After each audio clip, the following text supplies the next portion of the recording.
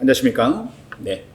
오늘부터 부동산 등기법 제3순환을 시작하겠습니다. 네. 시험이 지금 가까워지고 있죠? 3순환에서는 자료는 최근에 이제 기출됐던 법원 승진시험하고 그리고 또 구급시험이 있죠? 자, 그 문제를 이제 기준으로 저희가 관련된 그 논점에 대해서 이제 깊이 있게 이제 파악을 할 겁니다. 그래서 인감증명은 오직 방문 신청에서만 문제가 되는 것입니다. 방문 신청에서. 그래서 여기서 이제 논점이 되는 것은 크게 두 가지입니다. 두 가지. 어떤 사건에서, 즉 어떤 사건에서 인감증명서를 첨부하는지, 어떤 사건에서. 그 다음에 이제 두 번째 논점이 되는 것은 인감증명서가 첨부됐을 때 이 등기관의 심사, 등기관의 심사와 관련된 겁니다. 심사. 네, 심사. 지금 이제 이 문제는 이제 등기관의 어떤 심사, 등기관의 심사에 대한 부분입니다. 등기관의 심사. 네. 그래서 인감증명서와 관련해서는 논점이 크게 보면은 두 가지입니다. 즉 어떤 사건에서 인감증명서를 첨부하는지 이것은 규칙제 60조에서 규정하고 있습니다. 규칙제 60조에서요. 그리고 등기관의 심사와 관련해서는 이것은 등기 예규 원문에서 규정하고 있습니다. 예규 원문.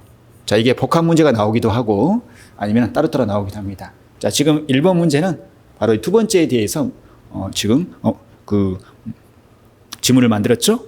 심사와 관련해서. 1번 인감증명의 사용 용도란에 가등기용으로 기재된 인감증명서를 가등기용이라고 썼어요. 그런데 가등기를 하지 않고 저당권 설정 등기 신청을 했습니다. 이게 수리되겠는가 그거죠. 또는 부동산 매도용 인감증명서를 지상권 설정 등기 신청서에 첨부한 경우 그 신청을 수리하여야 한다. 자, 먼저 앞부분 전문을 보면은 사용 용도라는 원래 기재사항이 아닙니다. 사용 용도라는 인감증명서를 보면은 이렇게 돼 있죠. 인감증명서를 보면은 자, 인감증명서 이렇게 보시면 여기에 이제 인형이 있고 도장, 그리고 사용 용도라는 이 밑에 있죠. 제일 밑에. 그리고 부동산 매수자는 여기 있고요. 부동산 매수자는. 근데 여기 사용 용도라는 원래 기재사항이 아닙니다. 뭐 기재했다 하더라도 그러니까 등기관은 거기에 대해서 별도로 심사하지 않는다고 합니다. 심사하지 않는다. 따라서 맞는 말이죠. 원래 그 기재사항이 아니기 때문에. 그리고 부동산 매도용 인감증명서를 자, 부동산 매도용 인감증명서라는 소리는 자, 이 부분이 여기에 부동산 매수자란에 권리자의 인적사항이 여기에 기재가 되어 있으면 원래 이것은 갑의 인감증명서인데 매도인 갑의 인감증명서인데 매수인의 인적사항이 여기에 기재가 되어 있어요. 이것을 부동산 매도용 인감증명서라 그럽니다. 그러니까 부동산 매도용이라는 것은 부동산 매수자란에 권리자가 나오면은 그것은 매도용이 되어버립니다. 왜냐하면 부동산 매수자란에 기재가 되어 있으니까요. 그래서 원칙은 그러니까 이 매매는 반드시 매도용을 첨부를 해야 되죠. 근데 매매가 아닌데 권리자가 나오게끔 기재했어요. 그것은 상관이 없습니다. 오히려 권리자를 안다는 것은 등기의 진정성이 오히려 더 있다는 거죠. 따라서 맞는 말입니다. 2번 매매를 원인으로 한 소유권 이전 등기 신청의 경우에 매도인이 제출할 인감증명은 발행일로부터 3개월 이내의 것에 한하므로 그렇죠? 발행일부터 3개월 유효기간이죠. 그래서 유효기간이 있는 것은 즉 행정청에서 발급하는 문서 그게 유효기간이 있습니다. 뭐 대장, 초본, 기본증명서, 인감증명서 이게 유효기간이 3개월이죠. 그리고 발급 일자의 기재가 누락된 인감증명서를 첨부한 시청은 이것은 첨부하지 않는 것으로 봅니다. 첨부하지 않는 것으로 봐요. 유효한 인감증명서로 보지 않는다 그거죠. 네, 이것도 등기 선례에 대한 부분입니다. 맞는 말이고요. 결국 이 심사와 관련된 거죠. 이것도 심사. 자, 3번 부동산 매도용 인감증명서의 매수인의 주소를 이전 일자, 과거 주소가 기재가 되어 있습니다. 과거 주소가. 근데 그 주소가 초본상에 나타나면 됩니다. 즉 주민등록표 등본상의 현 주소와 상이하더라도 주민등록표 등본의 주소 이동 사항에 관한 사항란에 그러니까 과거 주소가 이 전 주소가 주민등록표 등본 또는 초본에 나타나면은 동일성이 확인이 되죠. 자, 키워드 동일이네 동그라미요. 이 동일이란 말이 나오면 그냥 무조건 맞는 말입니다. 동일성 확인되면은. 그래서 뭐 마찬가지죠. 위임장이 되든, 그러니까 신청서 빼고 그러니까 등기 신청서 빼고 위임장, 매매계약서, 부동산 거래계약 신고 필증, 네. 이런 서류에는 과거 주소가 또 인감증명서, 여기에는 과거 주소가 나와도 됩니다. 왜냐하면 원래 주소 소명 자료는 주민등록표 등본 또는 초본이잖아요. 그러면 이제 주소를 기재하는 이유가 뭐냐면은 위임장이라든가 이 인감증명서에 그것은 동일성 확인을 위해서 기재하는 것이죠. 계약서라든가. 그러니까 결론이 그 신청서는 항상 현재 주소를 기재를 해야 됩니다. 현재 주소를. 왜요? 현재 주소가 등기가 되기 때문에. 하지만 신청서 외에 첨부되는 문서, 위임장, 계약서, 신고필증, 뭐 매매계약서, 인감증명서는 과거 주소가 나와도 된다. 다만 동일성 확인을 위해서 과거 주소가 나온 초본 또는 등본을 첨부를 해야만이 된다. 그 소리죠. 그 돌아가신 아버님의 상속인들하고 계약을 했어요. 근데 등기 안 해줍니다. 그때는 상속 등기해야 되죠. 등기 원인이 포괄승계 후에 있었으니까. 그래서 가처분 등기 시 등기 원인이 피상속인이 살아있을 때, 생전에 있을 때, 피상속인과 했을 때. 네.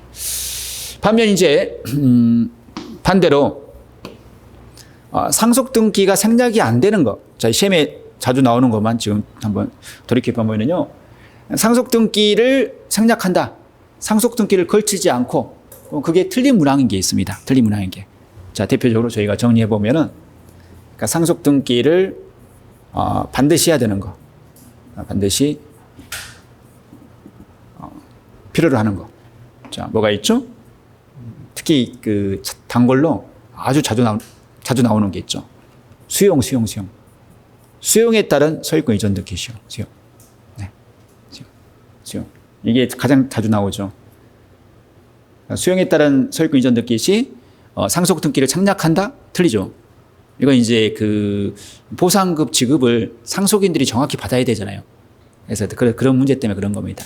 상속 등기를 함으로써 상속인을 정확히 특정하라고 소리입니다.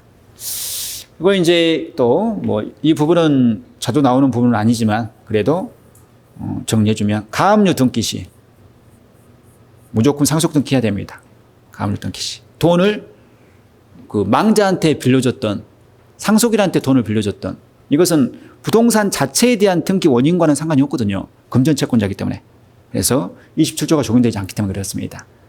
또 우리 실무적으로 뭐 이 그 경매 신청 시 저당권자가 이때도 상속 등기 생략이 안 되죠. 경매 개시결정 등기 시. 그래서 저희 시험에 자주 나오는 것은 이거죠. 유증하고 가등기 또 수용. 네. 그래서 이 유증에 있어서는 포괄이든 특정이든 무조건 생략이 됩니다. 근데 상속 등기 해버렸어요. 했다 하더라도 그것은 원래 상속인이 등기 의무자잖아요, 사실은. 대부분 유언 집행자고. 그래서 이것은 뭐 무효권 있죠. 이걸 여러분들 잘 구별하셔야 되는데요. 그래서 가능한 사건에서 그 대표적으로 이게 있죠, 이게. 유증. 유증에 따른 소유권 이전 등기. 자, 또 어느 부분에서 자주 나오죠? 그 가등기에 의한 번등기를 할 때요. 가등기권자가 여러 명이에요. 그러면 가등기권자 여러 명 중에서 A가 3분의 1 가등기를 가지고 있어요. 그 A가 자기 지분만 번등기할 수 있냐?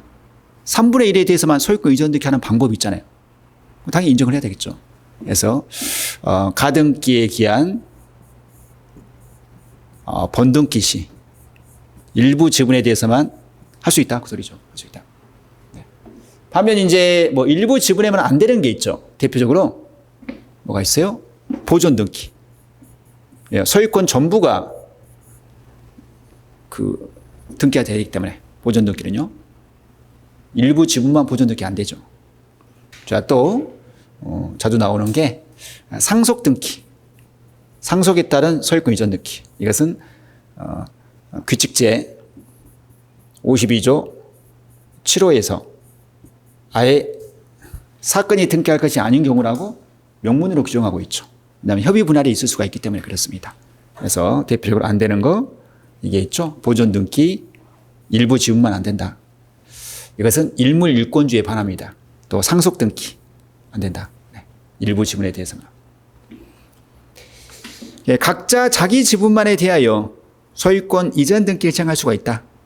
그러나 포괄적 수중자 외에 그러니까 이 포괄적 수중자 3분의 1을 등기하고 나머지는 상속 재산이에요. 그러면 이제 3분의 1은 상속 등기를 하겠죠.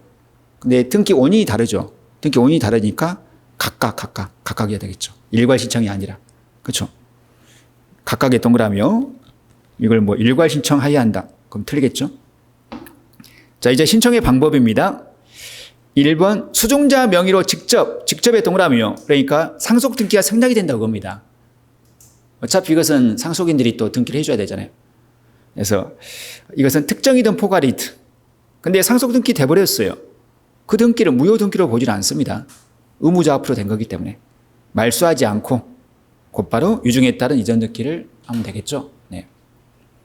자, 이항 일필의 토지 일부만에 대한 유증 가능하죠. 이것은 이제 법률 행위의 일종이죠.